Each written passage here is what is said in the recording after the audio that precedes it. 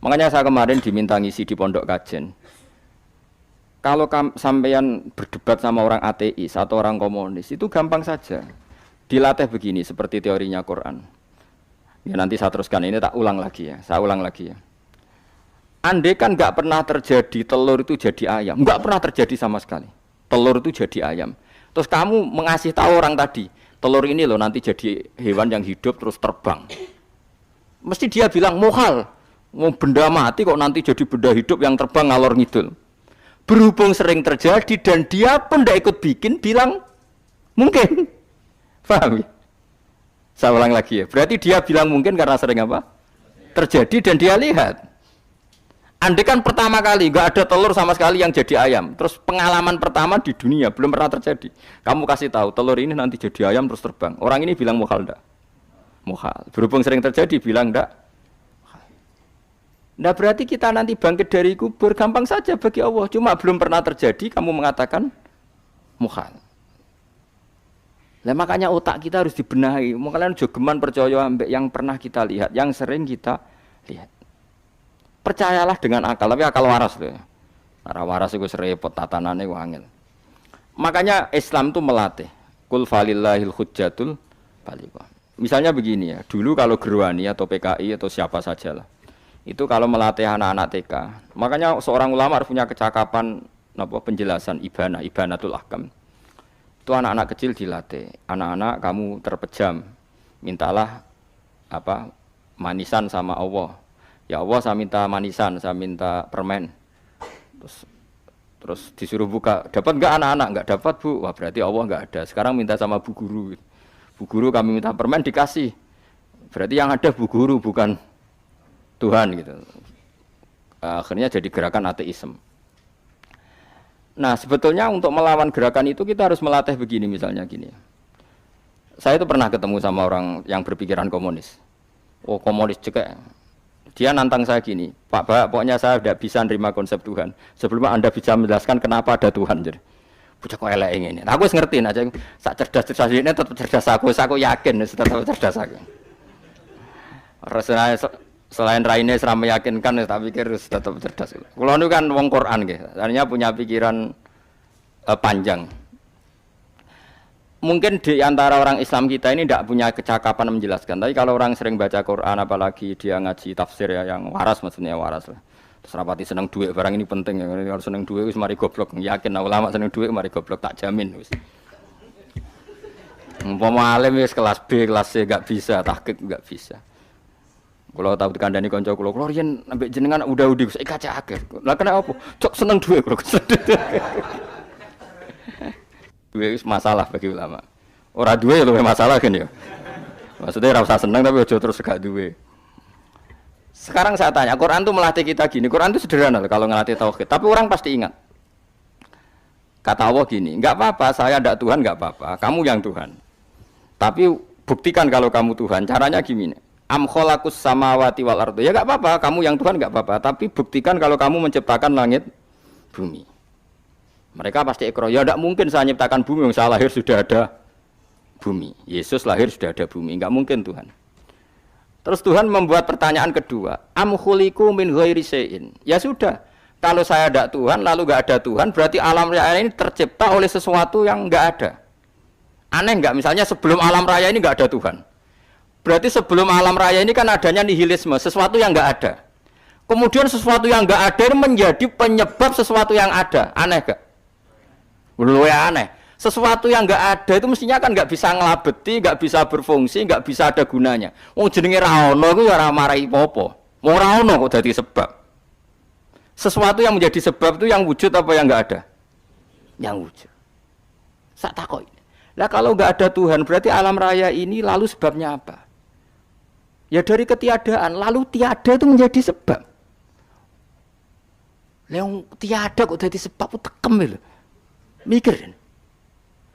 Di mana-mana yang sebab itu harus barang yang wujud, nggak boleh tiada kok jadi sebab. Ini kan jadi aneh, sesuatu yang tiada menyebabkan sesuatu yang ada.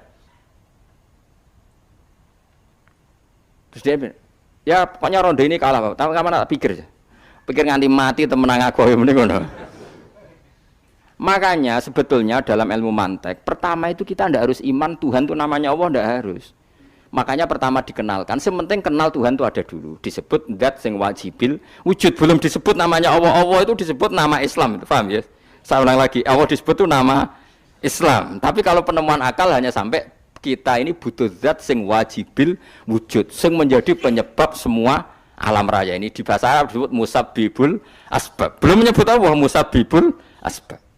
Islam pun pertama Iqra turun ya enggak nyebut Allah. Iqra bismi rabbikal ladzi khalaq. Khalaqal insana min 'alaq. Iqra wa rabbuka. Tuhan itu siapa? Yang mencipta. Nah, yang mencipta ini oleh syariat Islam disebut Allah. Tapi dalam logika yang penting kowe kenal sik ana musabbibil asbab. Pastikan bahwa alam raya ini yang wujud pasti disebabkan sesuatu yang ada. Enggak boleh barang wujud kok diciptakan oleh sesuatu yang tidak ada. Wong gendeng ora barbar, barang ra ono mbok sifati al-khaliq. Sing gawe langit bumi apa? Pencipta. Penciptane apa? Sesuatu yang tidak ada. Kowe ikhlas diutek ngono kowe ikhlas ta ora? Gak kowe ikhlas ta ora diutek ngono kowe ikhlas ta. Kowe gelem dadi bodho ngene. Gelem kan? Mboten. Nah, nikmat ngono jenenge nikmat batin. Mulane sing suwenang mbek kalimat la ilaha illallah. Wes ana sing bid'ahnallah iku wong nganggur wis beno sak uni-unine. Tapi kadang memang kita berlebihan. Tahlilan rabar-bar matang puluh dina ini rabar-bar. Muka alasannya wis disangoni akeh tahlil sedih lho sakake penggemar sing keselen sing rantuk sangu ya butuh cepet. Lane cara kula niki penting kula utar nggih. Kowe nek ora cocok tahlilan 40 dina wis ngomong ae kira cocok model harinya. Tapi ki aja menolak kalimat la ilaha illallah iku disifati Kanjeng Nabi kalimat thayyibat. Wong Nabi wis nyifati thayyibah, kalimat yang suci kok nyifati bid. Soal kira cocok wong sebut.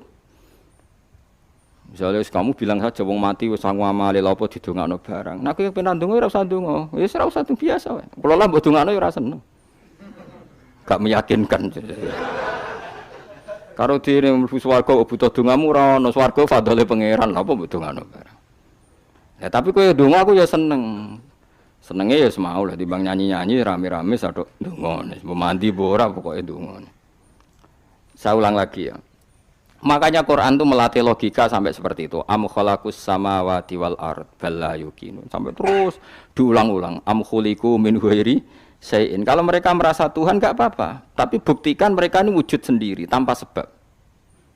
Atau begini, kalau mereka tidak tahu sebab pencipta langit bumi, mereka sendiri suruh yakin kalau mereka adalah penciptanya. Amhumul khaliqun, enggak apa-apa. Ya tapi masih Abu Jahal gendeng lah, masih Abu Lahab ngawur lah, nak takoki, ya wes pangeran kowe wae sing gawe langit bumi. Penggemarnya saja pasti tertawa. Mosok Abu Lahab darani pencipta langit bumi, wong lahir wae ning bumi. Tapi Quran oleh gojlok am khalaqus samawati wal ardo. Apakah mereka menciptakan langit bumi? Bala yuqinun, mereka pun tidak pernah yakin. Jadi itu pangeran. Makanya di mana-mana orang alim itu suka debat. Karena pangeran sendiri kalau menjelaskan kebenaran seringnya juga nantang debat. Kata Allah, "Qul ara'aytum ma tad'una min dunillah aruni madza khalaqu minal ardi am lahum syirkun fis samawat." Enggak apa-apa mereka Tuhan kata Allah, tapi buktikan zaman langit diciptakan mereka memberi kontribusi apa? Apa urun bego, apa urun cagak, apa piye lah pas aku gawe langit iku ndekne urun apa jare am lahum syirkun fis samawat. Misale urun apa lah? Urun tol ta urun apa lah. Itu pangeran. Mereka kan pasti menjawab enggak. Terus itu nih bi kita biming qobliyada. Kalau kamu enggak percaya Quran sebagai kitab, enggak apa-apa, tapi buktikan kamu punya kitab tandingan. Enggak, mereka enggak punya juga. Atau gini, enggak usah Quran, ke sakralan. Au atharatim min ilmin, atau kajian ilmiah yang membuktikan bahwa Yesus itu Tuhan, atau yang membuktikan bahwa berhala itu Tuhan.